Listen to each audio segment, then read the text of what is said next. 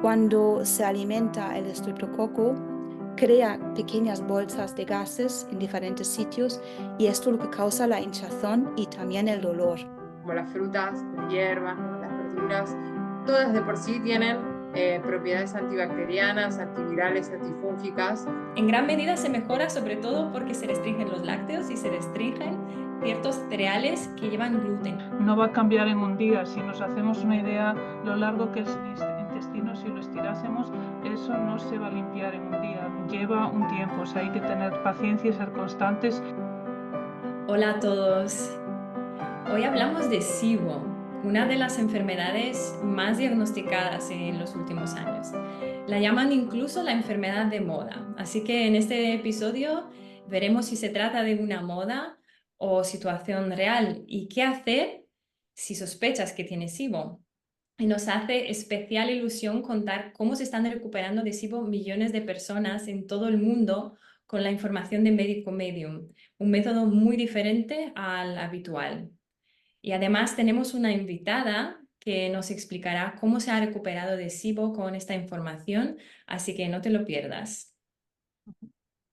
Bueno, lo primero de todo, ¿qué es SIBO y cómo sabemos si lo tenemos? Bueno, los síntomas, aparte de una hinchazón y un malestar abdominal que se produce la mayor parte de las veces 1 o 2 horas después de comer, lo que llama más la atención y que nos molesta es el dolor, porque provoca mucho dolor. Los gases que se acumulan en el intestino hacen que las paredes se expandan un poco y eso resulta como pinchazos o un dolor muy fuerte, porque sabemos que el intestino está lleno de terminaciones nerviosas y eso hace que, claro, al estar como en contacto con los nervios, el dolor es muy fuerte. Y entonces la cantidad de gases también provocan flatulencia y eructos excesivos, porque es una cantidad inmensa de gases que hace de verdad que la hinchazón se vea. No es solamente una sensación de hinchazón, es una hinchazón que se ve, que abulta la barriga. Y también provoca reflujo gástrico, que te venga ese sentido de ese sentimiento de que te viene la comida de vuelta a la boca. Y después un síntoma que tú misma comentabas, Mariana, o puedes comentar otra vez, lo de alternar siempre. No estás nunca en un proceso de digestión normal y controlado, sino que o estás en diarrea o estás en estreñimiento. Diarrea, estreñimiento. Pueden alterarse las temporadas, pero siempre estás en algo irregular, no estás en una, en algo controlado, en algo normal, natural, como tiene que ser. Entonces, esos son los síntomas más que determinan un poco por síntomas, lo que decimos a veces en Medical Medium, de determinar el diagnóstico por los síntomas, porque las pruebas, se podría hacer una prueba en el intestino delgado, pero se prefiere evitar esa prueba y entonces lo que se mira es como el olor de la exhalación del aliento. Y entonces eso también se nota. Yo, por ejemplo, con mi hija en casa, notas cuando tiene una diarrea o algo así, que el aliento huele distinto. Pues con SIBO también se detecta eso, pero midiéndolo. Entonces, es como una prueba que no te dice de verdad que está pasando eso. Tienes que sumar los síntomas y decir, me pasa esto, esto y esto, y entonces eso te da el resultado de que este es tu diagnóstico y entonces podrías aplicar la solución que da MM o la medicina convencional, pues aprovecha para aplicar la solución que da la medicina convencional, que ya vamos a ver que no es la misma. Sí, además lo que acabas de comentar, ¿no? El hinchazón, el malestar, el dolor abdominal, incluso el estreñimiento, son síntomas bastante comunes, ¿no? Y no es de extrañar que haya tanta gente recibiendo ese diagnóstico. ¿Y qué dice la ciencia? ¿Por qué tantos llegan a presentar estos síntomas? ¿Cuál es la causa? Desde la medicina convencional, bueno, el SIBO primero es lo que las siglas en inglés son Small Intestine Bacteria Overgrowth, que es el sobrecrecimiento de bacterias en la parte del intestino, ¿verdad? Entonces hay una razón por la cual, según ellos, hay un sobrecrecimiento y hay demasiadas bacterias en la zona intestinal que no deberían estar ahí. Entonces, en general, el cuerpo tiene algunas maneras principales de protegerse de que las bacterias lleguen ¿no? al intestino, y son a través de la bilis que genera el hígado, a través del ácido clorhídrico, a través de las enzimas digestivas que produce el páncreas y a través de la peristalsis, ¿no? que básicamente es ir al baño. Entonces, cuando alguno de estas herramientas que tenemos falla o no funciona del todo bien, entonces es cuando las bacterias pueden llegar a pasar de largo, digamos, y llegar a esa zona y empezar a crecer.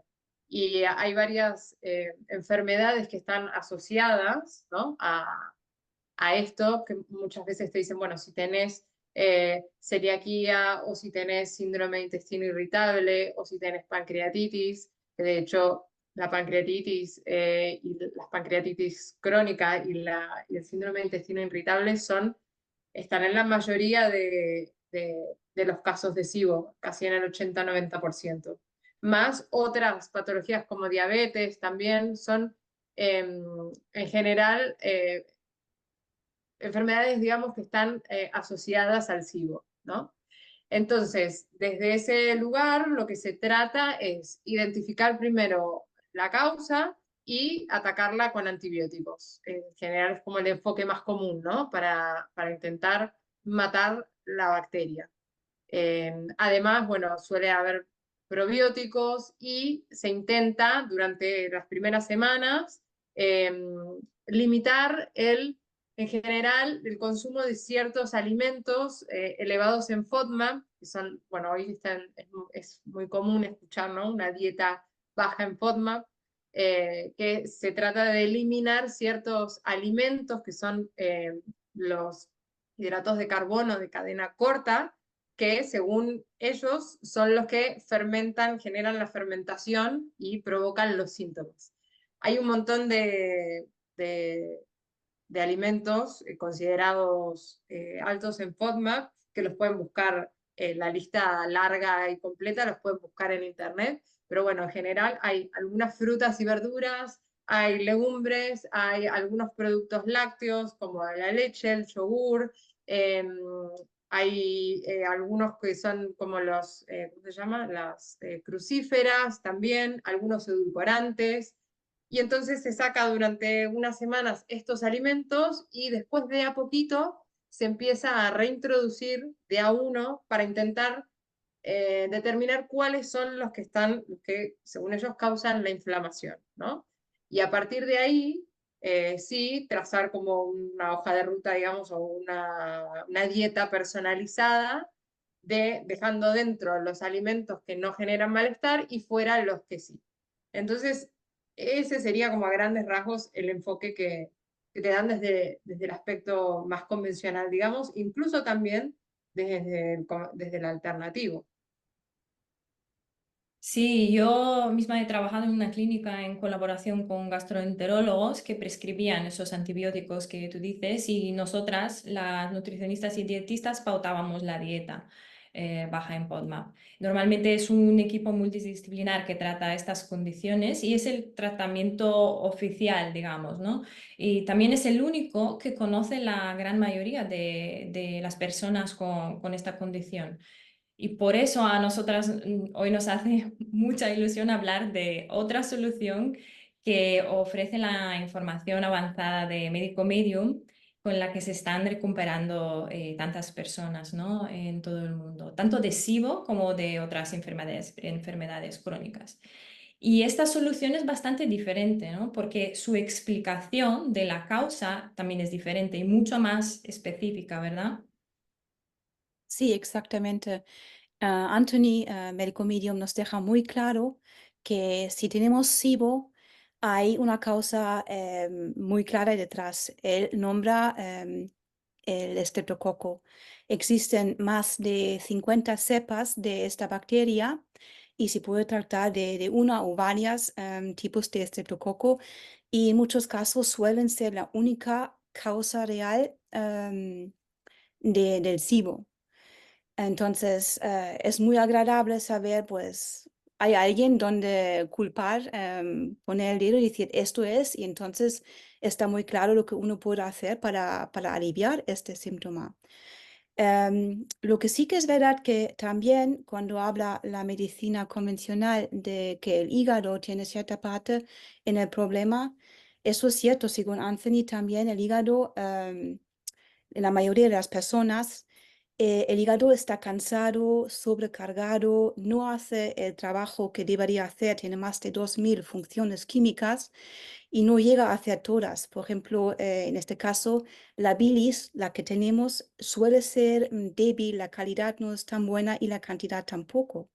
Entonces allí sí que están en el camino adecuado, porque el hígado sí que sufre. A lo mejor alguien que no ha visto todos los episodios quiere ver el episodio que hemos hecho sobre cómo cuidar el hígado para entender mucho más a fondo cómo funciona todo eso.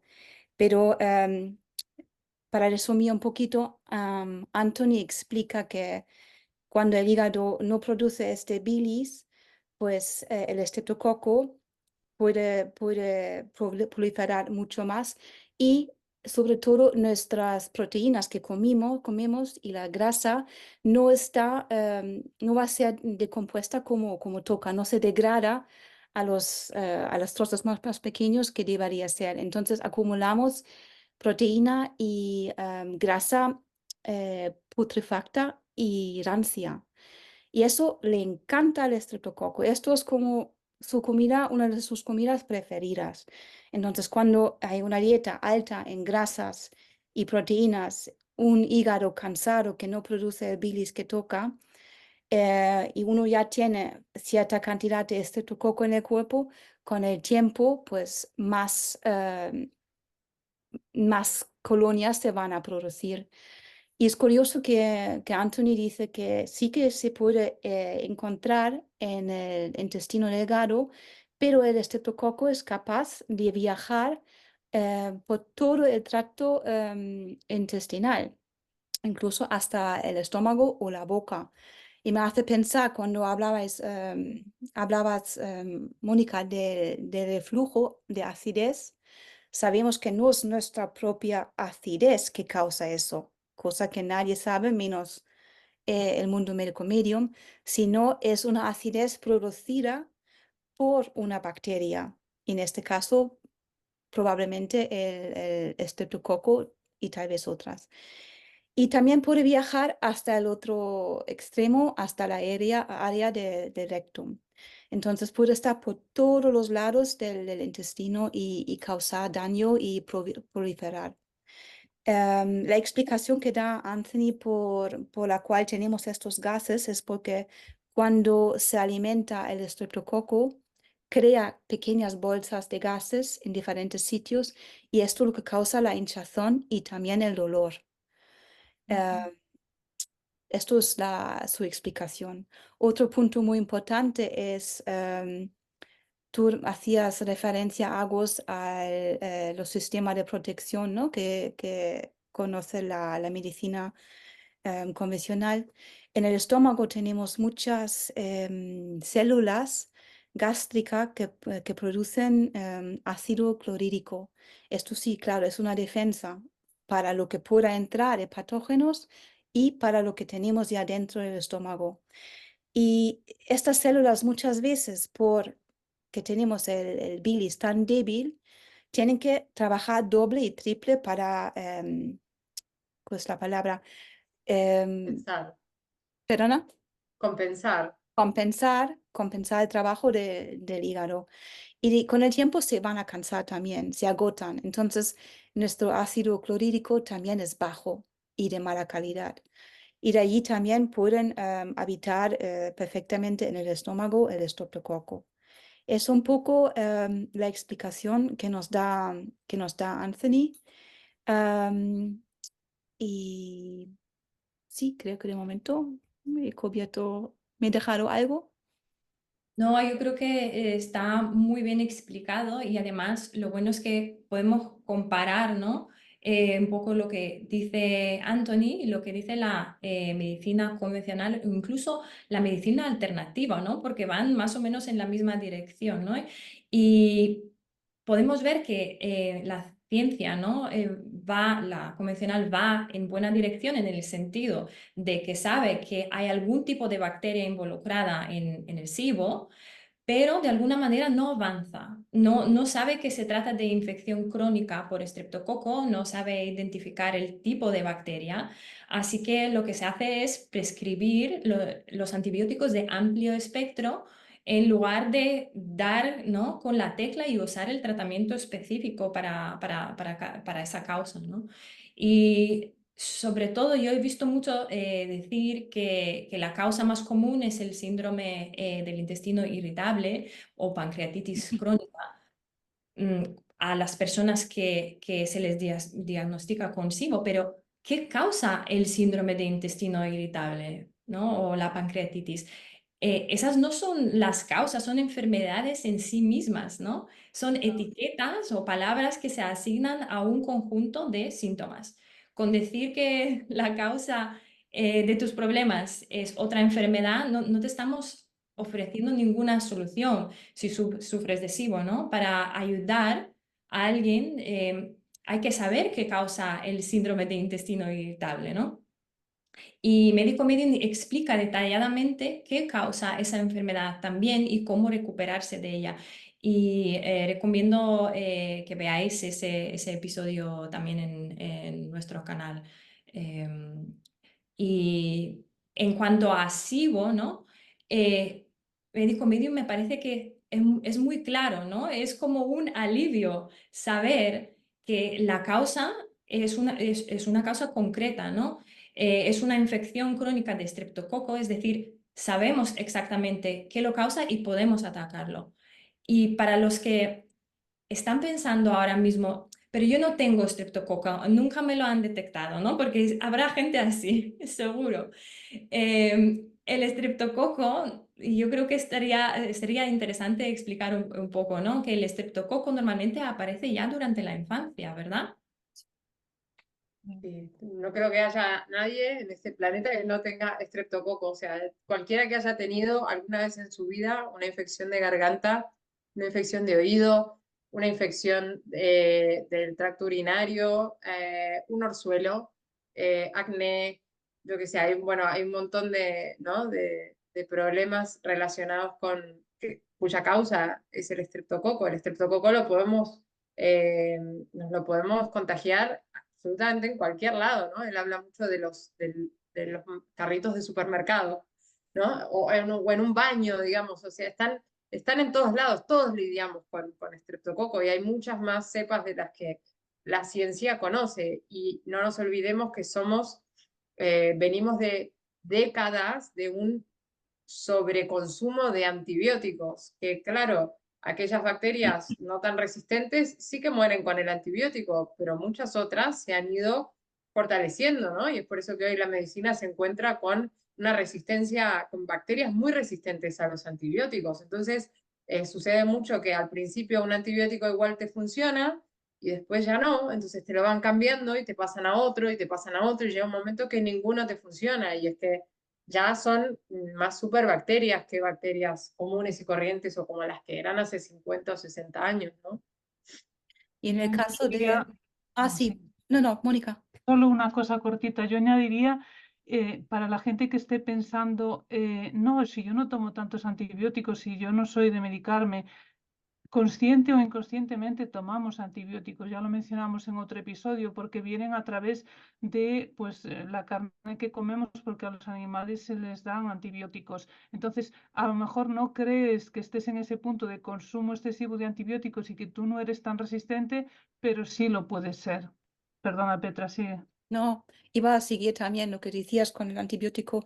En el caso del estreptococo, es contraproductivo a la larga también, porque este bicho es capaz de alimentarse de un subproducto del antibiótico que hay, curiosamente, hay petróleo ahí dentro, no sé por qué, pero hay.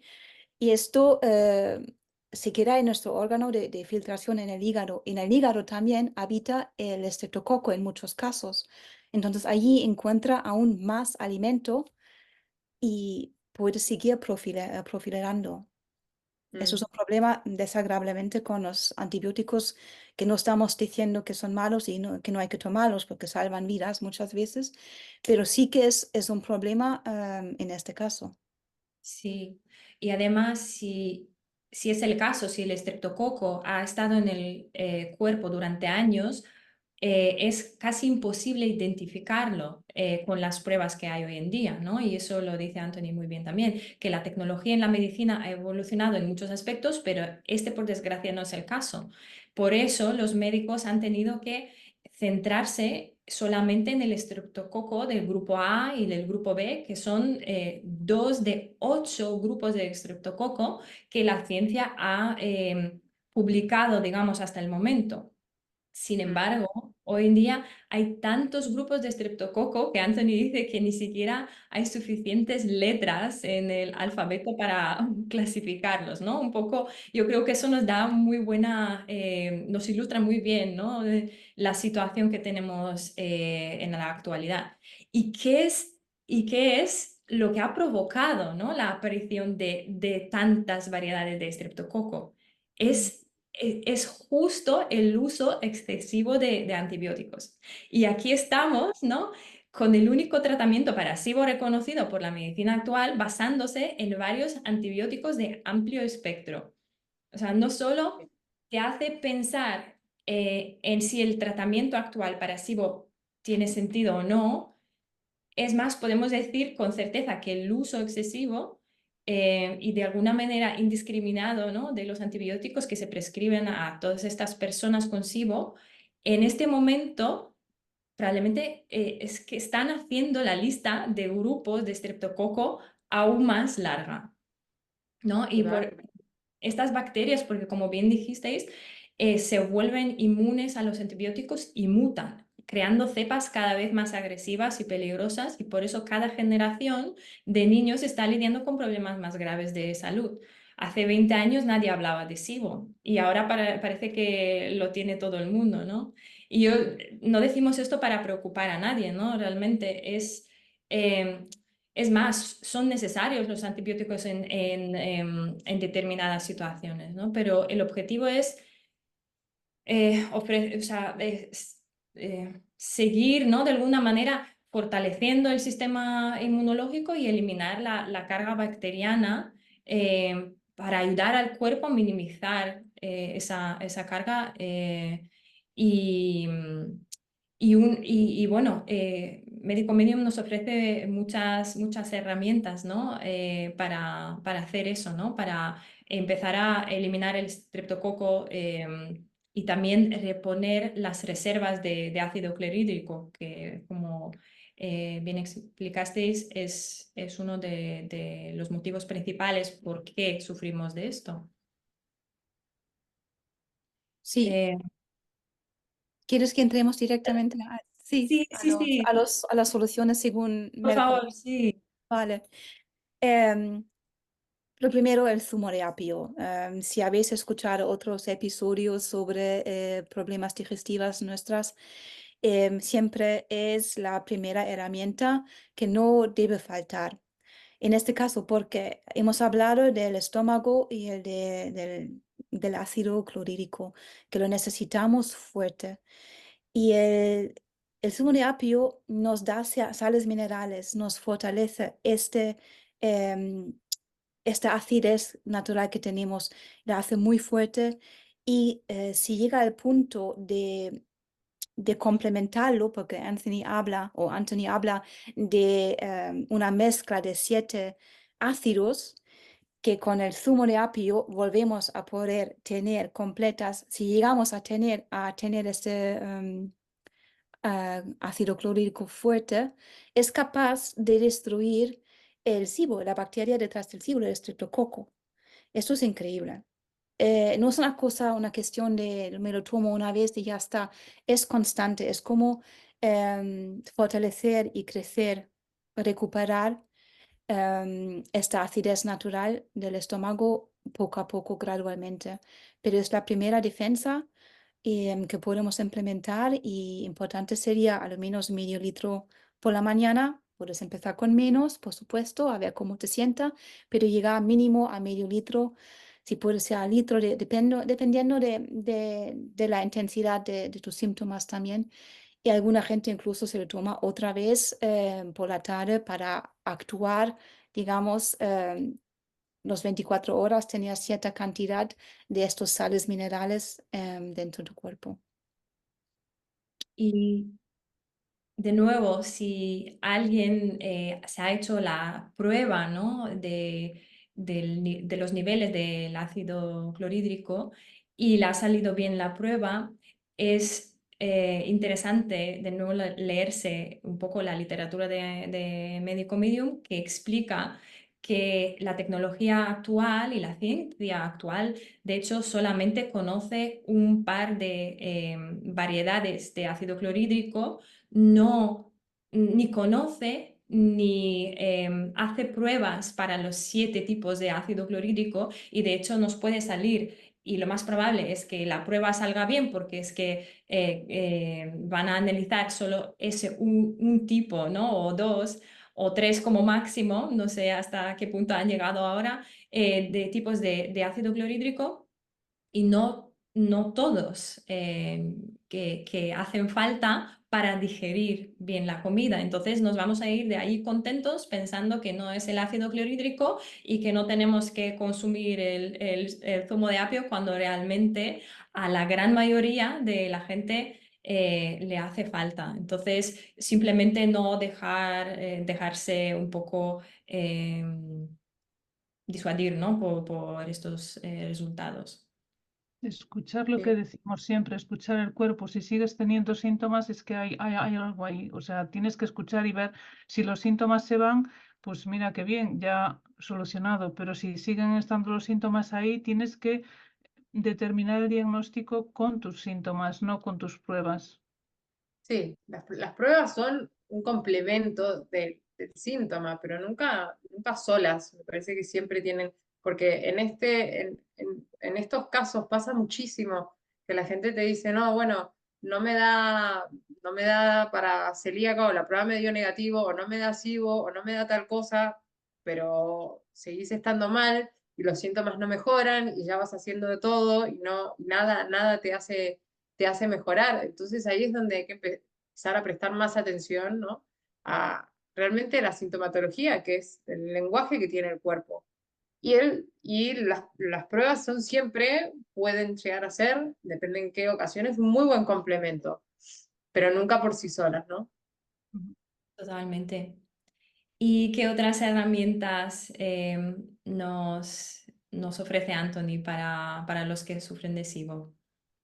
Bueno, para el intestino va muy bien siempre, para otras enfermedades también del intestino relacionadas con el aparato digestivo, el aloe vera, porque provoca un efecto calmante y entonces es muy bueno por eso. Y también en el caso particular del SIBO recomienda especias que son la salvia, el orégano, el tomillo y el romero, porque tienen una gran capacidad antibacteriana y estamos diciendo que el estreptococo es una bacteria, entonces pues ahí le da fuerte, y también tienen algunas propiedades antibióticas y antiinflamatorias. Entonces todo eso en conjunto hace que ayuden muy bien a bajar un poco los síntomas del SIBO. Sí, antes de que, porque estas son hierbas que normalmente las encontramos secas, ¿no? En el supermercado, que vienen que secas también están muy buenas y conservan muchas propiedades, pero si consiguen las hierbas frescas, que en general son hierbas muy fáciles de cultivarlas, pues tener en el balcón, incluso en la ventana, eh, tienen sus propiedades de forma mucho más potente, ¿no? Entonces, incorporarlas a nuestro día a día, que las hierbas frescas en la rutina diaria no es algo tan común, puede llegar a ser extremadamente poderoso. O sea, todas estas hierbas son muy, muy potentes. También hay otros alimentos, bueno, él habla de que todos los alimentos vivos, ¿no? Como las frutas, las hierbas, ¿no? Las verduras, todas de por sí tienen propiedades antibacterianas, antivirales, antifúngicas, pero sí es cierto que hay algunos como la papaya, por ejemplo, las manzanas también, que son excelentes para detener las bacterias, el crecimiento de bacterias, los dátiles, los higos, que casualmente son alimentos que son dejados fuera en una dieta FODMAP, ¿no? Supuestamente porque generan fermentación, pero son extremadamente curativos para el tracto digestivo, son definitivamente antibacterianos, con lo cual atacan la causa, que es lo que al final queremos, ¿no? Para poder arrancar el problema de raíz. Sí, las cebollas, por ejemplo, también, de hecho, Anthony nos cuenta que son uno de los alimentos más completos y eficaces de este planeta para controlar el crecimiento excesivo de bacterias en el cuerpo. Y, y el ajo también, todo el ajo y todo el grupo de cebollas, cebolletas, puerros y demás, ¿no? Tienen propiedades antibióticas y son antibióticos naturales a los que el estreptococo no puede acostumbrarse, no puede volverse inmune a ellos, por lo tanto, nunca nos van a dejar de funcionar. Y además es muy interesante porque la dieta baja en FODMAP lo primero que restringe son justo estos alimentos, el ajo, la cebolla, ¿verdad? Porque son altos, tienen un contenido alto, ¿no? En hidratos de carbono de cadena corta que supuestamente son, no se recomiendan porque son fácilmente fermentables y demás. Y es una pena porque es que nos estamos quitando de la alimentación uno de los alimentos que más nos puede ayudar, ¿verdad? Y habrá gente que ha probado la dieta baja en FODMAPs y dirá, pues a mí me funciona esa dieta, ¿no? Y yo estoy mejor. Y me parece muy importante decir a estas personas, ¿no? Que hay más motivos por los que esa dieta les puede ayudar. De hecho, uno de los alimentos que más se restringe es el trigo, ¿vale? Y los cereales en esa dieta baja en FODMAP, pero no porque el trigo fuera uno de los alimentos más altos en FODMAP, sino porque se consume en altas cantidades y al final con los años han llegado a la conclusión de que habría que quitar el trigo porque mejoran los síntomas. Pero es que la ciencia piensa que mejoran los síntomas porque se quitan esos hidratos de cadena corta que contiene el trigo o, por ejemplo, la cebada. La cebada, de hecho, tiene el contenido mucho más alto en FODMAP que el trigo, por ejemplo, ¿no? Pero se consume menos, entonces no se le presta tanta atención, aunque también se restringe. Entonces, hay que tener eso en cuenta por un lado. Por otro lado, se restringe también los lácteos, ¿vale? También se mejora por eso. O sea, en gran medida se mejora sobre todo porque se restringen los lácteos y se restringen ciertos cereales que llevan gluten y se recomiendan alternativas sin gluten. Es muy interesante, se recomiendan alternativas sin gluten, pero no se dice que se recomienda porque son sin gluten, sino porque son altas en FODMAP, ¿vale? Entonces, yo creo que ahora mismo puede ser mucha información, pero hay que abrir un poco la mente y analizar por qué estamos mejor. Quizás lo más importante, incluso antes de incorporar todas estas herramientas que ayudan o a la vez, pero sí que es muy importante eliminar los alimentos problemáticos. Tenemos un episodio en el que hablamos sobre los alimentos problemáticos. Siempre destacamos el huevo, que es un alimento que sorprende a todo el mundo. Y si queréis saber más, recomendamos ver y escuchar ese episodio que estoy segura que os ayudará muchísimo, tanto si alguien sufre de SIBO o cualquier otra enfermedad digestiva, ese episodio es muy útil. Yo creo que hemos cubierto bastantes herramientas buenas, ¿verdad? De Anthony William. ¿Alguna quiere añadir algo más?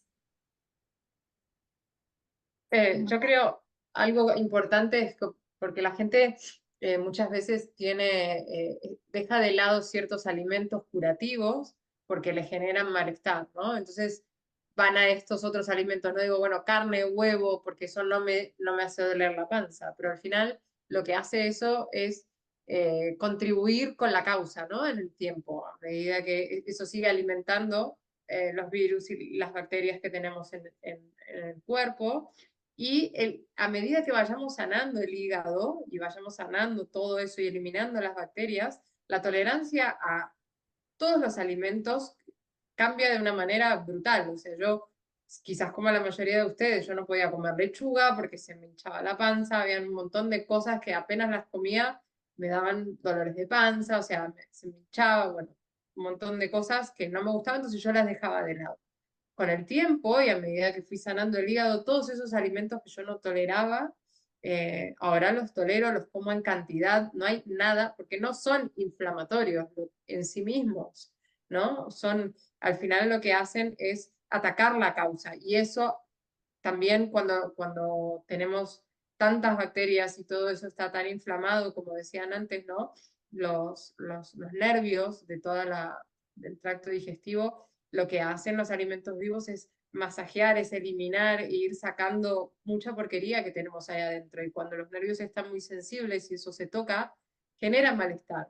Entonces, no digo que haya que traerlos a la fuerza si te duele o te molestan, pero sí considerar quizás traerlos en pequeñas cantidades, como puede ser el ajo, ¿no? Que hay mucha gente que dice, no, yo lo repito, a mí me cae mal. Bueno, empezar con dosis pequeñitas o con porciones más chiquitas, en la medida de lo que puedas, o con aquellos alimentos que no te generan malestar y que siguen siendo curativos. Y empezar de a poquito, y ahí con el tiempo eso va a ir mejorando y va a ir cambiando. Sí, y Sí, también pensar en todos estos alimentos curativos, vivos, frutas, verduras que has mencionado, Agus, solo son con sentido común. Allí dentro hay muchísimos antioxidantes para el sistema inmunológico, lleno de vitaminas, vitamina C, porque tenemos un bicho que queremos matar. Entonces necesita el sistema inmunológico, es lógico, necesita toda la ayuda que pueda tener para defenderse y está allí en estos alimentos. Y solo recordar la constancia, lo que decías tú antes, Petra, de no va a cambiar en un día. Si nos hacemos una idea lo largo que es el intestino, si lo estirásemos, eso no se va a limpiar en un día. Lleva un tiempo, o sea, hay que tener paciencia, ser constantes y tomar mucho apio y muchos de estos alimentos que os hemos recomendado. sí, mucha Sí. paciencia y compasión. Sí, y si alguien está luchando con esto y ya lo probó todo, está desesperado, realmente esto es un, bueno, no sé cómo decirlo, pero es un grito de esperanza de alguna manera. Se puede, somos muchas personas las que hemos logrado mejorar cuando ya habíamos recurrido a todo y nada funcionó. Entonces, no desistan, que cada uno tiene sus tiempos, pero definitivamente se puede sanar. Así es. Y para los que todavía tengan dudas si tienen estreptococo o no, recomendamos ver el episodio sobre este patógeno. En general, todas las enfermedades, todos los síntomas que pueda causar, y os prometemos que os sorprenderá muchísimo. Veremos si a nuestra invitada también le ha sorprendido cuando empezó a descubrir la información de Médico Medium. En un dato lo veremos. Un momento. El poder de esta información mágica que está ayudando a millones de personas en todo el mundo está en compartirla. Si te quedas con los brazos cruzados, no sirve de nada. Para no perderte los próximos episodios, suscríbete a nuestro canal. Haz clic en la campanita y en las opciones de las notificaciones elige todas. Nuestra invitada hoy es Miriam, que ha sufrido de SIBO, aparte de otros síntomas crónicos, y se ha recuperado con la información de Anthony William, el médico medium. Miriam además es bióloga y eso nos encanta porque los biólogos conocéis bien la microbiología, ese mundo tan fascinante de las bacterias y otros microorganismos, y siempre ofrecéis un punto de vista muy interesante, me parece, sobre nuestra convivencia con ellos. Bienvenida, Miriam. Muchas gracias, un saludo a todos. Encantada de que me hayáis invitado y bueno, espero poder ayudar con mi propio testimonio. Gracias. Es un placer compartir para nosotras este episodio contigo y compartir tu experiencia con esta enfermedad que está afectando a tantas personas hoy en día. Cuéntanos, ¿cómo empezaron tus dificultades digestivas? ¿Cuándo te diagnosticaron con SIBO? Bueno, yo empecé a encontrarme mal por ahí en 2020, más o menos coincidió con la pandemia, con la vacunación, no sé si fue una cosa el detonante de la otra o no, pero bueno, yo contextualizo que fue más o menos en esa época. Empecé a encontrarme mal a nivel digestivo, pues bueno, básicamente mis síntomas empezaron a nivel abdominal, mucha hinchazón, muchos gases, mucho estreñimiento, o sea, estreñimiento crónico. Yo notaba como si mis intestinos no se movieran, es como si estuviesen quietos, entonces no podía evacuar, no podía hacer buenas digestiones, yo creo que no absorbía bien, o sea, era como un cuadro en general. Luego esos síntomas se fueron como yendo hacia arriba, es decir, pasaron de la barriga a la zona del estómago, ya era dolor de estómago, y luego fue subiendo todo el esófago y esa sensación como de irritación esofágica ya desde el momento en que comía hasta la garganta. Bueno, una sensación muy difícil como de explicar, ¿no? A los médicos no sabía si era atragantamiento, si era como disfagia, si era... Yo lo explicaba como podía y bueno, empezaron a hacerme, bueno, las típicas pruebas que todo el mundo que empieza así, pues empieza a descartar, ¿no? Pruebas de si habían parásitos en heces, si había algún tipo de cosa descartable, celiaquía, bueno, las típicas pruebas que nos hacen a todos una vez llegamos, ¿no? Ahí apareció una bacteria en heces y entonces ahí me empezaron a dar tratamiento con un antibiótico. Antes de llegar a ningún otro diagnóstico ya me trataron con ese antibiótico. Entonces, bueno, durante el tratamiento mejoré y pensé, ah, ya está, era eso. Pero fue acabar el tratamiento y entonces mis síntomas volvieron, incluso empeoraron respecto a antes del antibiótico. Y ahí fue cuando lo que os decía de que me empezaron a subir ya hacia el esófago. Entonces, bueno, me siguieron haciendo pruebas y ya pasamos a las pruebas de aire expirado, ¿no? Pues de intolerancia a la lactosa, intolerancia a los diferentes azúcares, fructosa, sorbitol. No llegué a ese punto porque ya la primera que me hicieron, que fue la lactosa, me dio negativa como intolerancia a la lactosa, pero algo curioso es que normalmente estas pruebas funcionan que antes de darte el azúcar en cuestión, te miden el aire en un basal. Y luego el diagnóstico se basa en si después de darte el azúcar en cuestión que estén probando, hay un aumento pues de ese gas de metano, de hidrógeno, ¿no?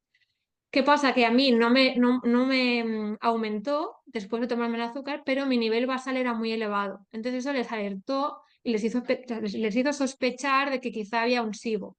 Entonces me dijeron, bueno, esto nos es indicativo de SIBO, pero como te vamos a tratar con el antibiótico que tomé por la bacteria que había salido, vamos a esperar a que hagas el tratamiento y todo y luego veremos. Entonces, como había tomado antibiótico, me tuve que esperar a hacerme otra vez la prueba. Y cuando me hice la prueba, mi experiencia fue bastante, no sé si eso le pasa a más gente, pero yo me la hice y entonces ahí ya fue sorpresa porque mi basal había bajado a cero, pero sí que hubo un aumento, pero empezó el aumento que se produjo después de tomarme la lactulosa, creo que se llama, em, era después de los 90 minutos. Entonces ahí fue un show, porque primero me atendió un doctor que no era el que me llevaba normalmente. Cuando vio ese resultado, concluyó que había SIBO. Yo me informé, porque yo como bióloga, pues me miraba artículos científicos a ver cómo se tenía que diagnosticar el SIBO y me di cuenta de que realmente a partir del minuto 90 el azúcar ya ha llegado a colon, con lo cual un aumento de gas a partir del minuto 90 ya no sería indicativo de SIBO. Con lo cual yo fui otra vez a mi doctora y le dije, a ver, me han dicho que es SIBO, pero a mí no me cuadra. Y ella cuando lo vio me dijo, no, no, esto no es SIBO, porque este resultado es después de los minutos 90. Vamos a repetirte la prueba. Con lo cual me volví a repetir la prueba de la lactulosa y en esa vez, otra vez, mi basal había aumentado y lo mismo que en la prueba de lactosa. era alto de inicio, pero no hubo un aumento, con lo cual volvieron a concluir que sí, pero no, o sea, es como que no estaba muy claro nunca. O sea, mi conclusión después de todo esto es que estas pruebas son bastante indirectas, o sea, son indirectas y son muy poco sensibles. No puede ser que en una semana de diferencia de intervalo mi resultado fuese de SIBO positivo a SIBO no, de basal alto a basal cero, o sea, era como, bueno, ¿qué me está pasando si yo tengo los mismos síntomas todos los días? Entonces, me hizo desconfiar mucho de un diagnóstico basado en ese tipo de pruebas.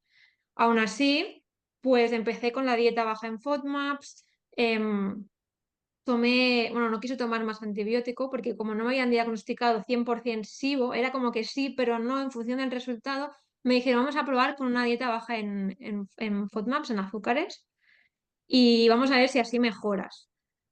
Entonces, bueno, pues estuve un par de meses siguiendo esta dieta y yo no conseguí encontrar nada. Entonces fue cuando yo continué visitando otros médicos y ya el diagnóstico fue un poco derivando hacia otros sitios, ¿no? Pero mi experiencia con esto de SIBO, o sea, con el propio diagnóstico, fue la que acabo de explicar. O sea, nada claro el diagnóstico y nada útil el tratamiento que me dieron.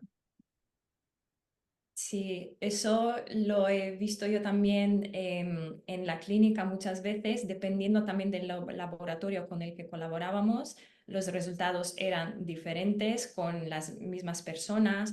O, por ejemplo, esto del tiempo, ¿no? Que dices, a mí también muchas veces no me cuadraba y decía, pero ¿cómo en este minuto saben si ya está en el colon o ya viene ese metano del colon o todavía de intestino delgado, ¿no? Es como que es todo muy, muy confuso, así que está muy bien que cuentes esta historia porque me imagino que hay por ahí mucha gente que le está pasando lo mismo y están confundidos. ¿Y probaste algún remedio alternativo antes de encontrar a Médico Medio, después de este viaje por la medicina convencional? Sí, después, bueno, visité, porque en ese momento como que empecé a ver información de enfermedad de Lyme, que es otro de los diagnósticos que luego me dieron. Entonces, con la doctora que me llevaba esta propia enfermedad o que empezaba a diagnosticármela, me dio tratamiento también para el SIBO. De hecho, ella fue la que luego me recomendó hacerme un test de disbiosis intestinal, una serie de pruebas un poco más, digamos, complejas, más específicas, para acabar de definir si había o no había SIBO y cuál era el problema intestinal. Tampoco concluí nada, porque a pesar de que tenía pues, pruebas test de disbiosis intestinal, test de ácidos grasos en orina, me mandó varias pruebas muy específicas. Y bueno, los informes eran de mogollón de hojas que realmente luego ella no analizó al detalle como para poder sacar una conclusión. Entonces, esa también era mi sensación de que ibas al médico, te mandaban pruebas muy caras, muy exhaustivas y que después la conclusión que sacaban era muy superficial. Realmente no analizaban, ¿no? Entonces, bueno, ella sí que me mandó antibióticos herbáceos tipo pues basados en ajo, alicín, alguno más que no recuerdo cómo se llamaba, pero eran como cosas herbáceas, como algo alternativo.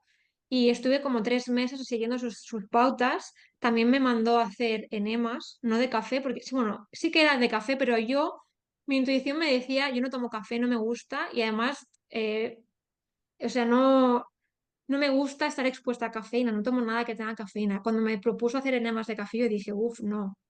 ¿Qué opción, qué otra alternativa hay? Y me dijo, puedes hacerlo si no de orégano, de manzanilla. Entonces, bueno, probé con esto. Y la verdad es que tampoco es que notase un gran alivio en cuanto al estreñimiento, a mis síntomas en general tampoco mejoraron con esto. Y eso ya estoy hablando de que en todo este tiempo igual pasó un año, desde que yo empecé hasta que estaba en este punto, ¿no? De los enemas.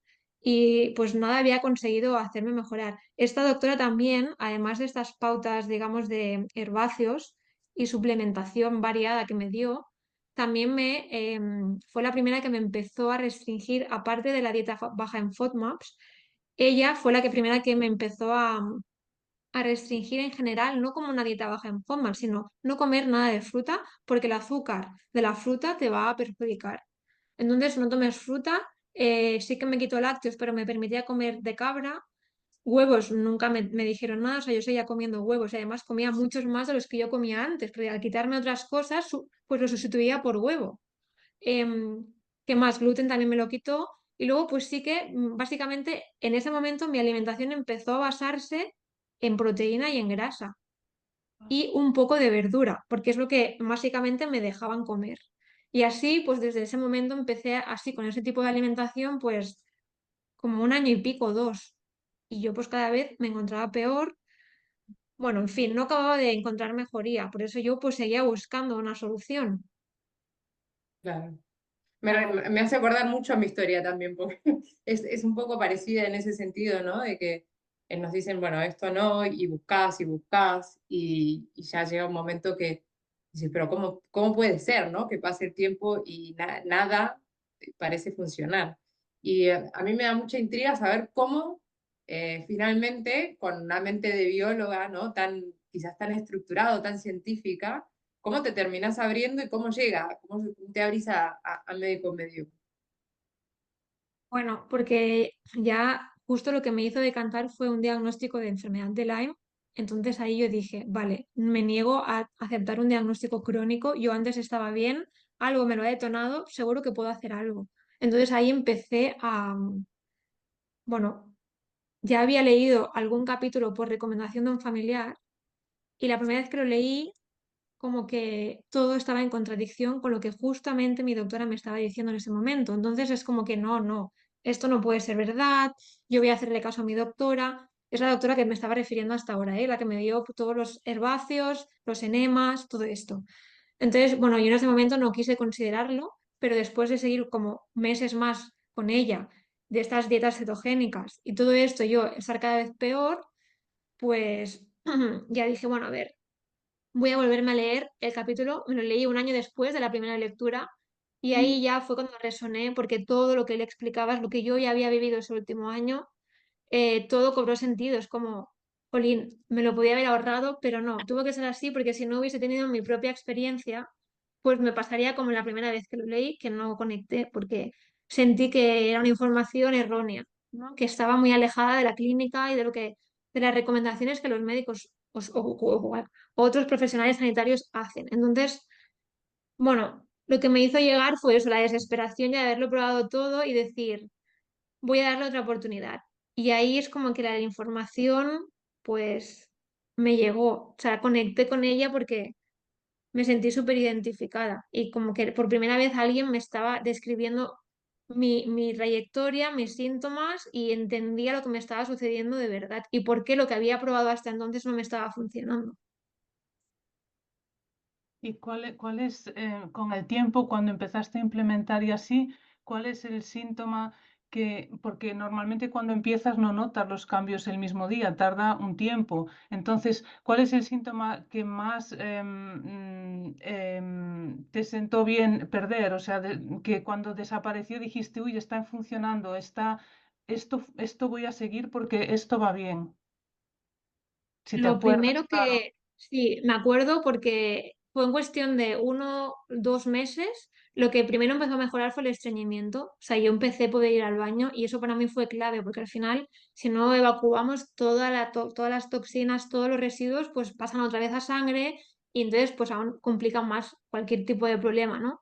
Entonces, eso ya fue un paso. Es verdad que eso fue lo primero que noté. No recuerdo si fue un mes y medio, 2 meses o así, de aplicar las limpiezas, pero es verdad que no era suficiente porque seguía estando muy hinchada, pero hinchada, o sea, es que a veces creo que el decir hinchazón se banaliza un poco, es como, bueno, no pasa, no es tan grave estar hinchada, ¿no? Pero es que no era un hinchazón simplemente de que desde fuera se pudiese ver más o menos hinchada, o sea, es que la molestia interna era como de, como si fuese a explotar, de tener un atasco, que no, lo que os explicaba antes, como si no se movieran los intestinos, como si no, no sé, algo ocurría que no estaba funcionando bien.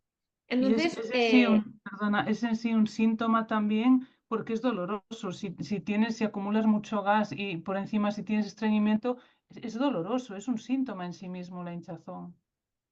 bueno, aparte de la propia hinchazón era el dolor que ocasionaba ese acúmulo, ¿no? Entonces, bueno, y la barriga muy, muy dura, o sea, Era como, no era un hinchazón pero blandita, no, era dura como si estuviese tersa por dentro, distendida, o sea, era muy, muy incómodo, más que incómodo ya era doloroso, ¿no? Entonces, el estreñimiento me permitió pues aliviar un poco eso, pero seguía estando muy hinchada, ¿no? Y yo me acuerdo que le preguntaba a mi prima, que es la que ella me introdujo un poco en Médico Medium y la que me animó a leerlo, y ella solucionó un problema de colitis, no era SIBO en este caso, pero también era un problema digestivo que ningún médico le había solucionado, y ella me animó a decir, Miriam, sigue, porque aunque tardes vas a mejorar. Y es verdad que ella encontró mejoría más rápido, ¿no? Entonces yo cuando llevaba ya varios meses y no encontraba mejoría, siempre nos comparamos, ¿no? Con la velocidad o la velocidad de sanar o de revertir síntomas de otra persona. Y yo pensaba, pues a mí no me está funcionando igual, no sé. Entonces sí, caía en esos pensamientos, pero aún así yo me mantenía. Yo decía, tengo que salir, tengo que seguir porque seguro que al final lo consigo. Y además veía muchos testimonios de Anthony, de otros síntomas que decían, al principio, antes de mejorar, empeoramos. Incluso aunque pienses que no hay solución para ti, lleves mucho tiempo, cuando menos te lo esperas empiezas a ver la luz. Entonces yo pensé, tengo que seguir, pero es que al final empezaré a notarlo, ¿no? Y a los 5 o 6 meses fue cuando empecé a notar realmente alivio en cuanto a la hinchazón abdominal. O sea, para que entendáis un poco, yo estaba 24 horas al día hinchada, o sea, incluso nada más levantarme después de ayunar toda la noche, estaba hinchada igualmente, o sea, ya no bajaba esa inflamación ni durmiendo. Entonces, lo primero que empecé a notar es que por la mañana me levantaba un poco más desinflada, ¿no? Entonces decía, bueno, algo estoy notando. Es verdad que al comer ya me volvía a hinchar, pero cada vez era como más progresivo, ¿no? Luego había días que ya, pues al comer no me hinchaba tanto, o sea, como que fue un poco bajando gradualmente. Y después volvía, tenía días que ya estaba, me encontraba mucho mejor, no estaba hinchada, toda la sensación esta del esófago también iba desapareciendo.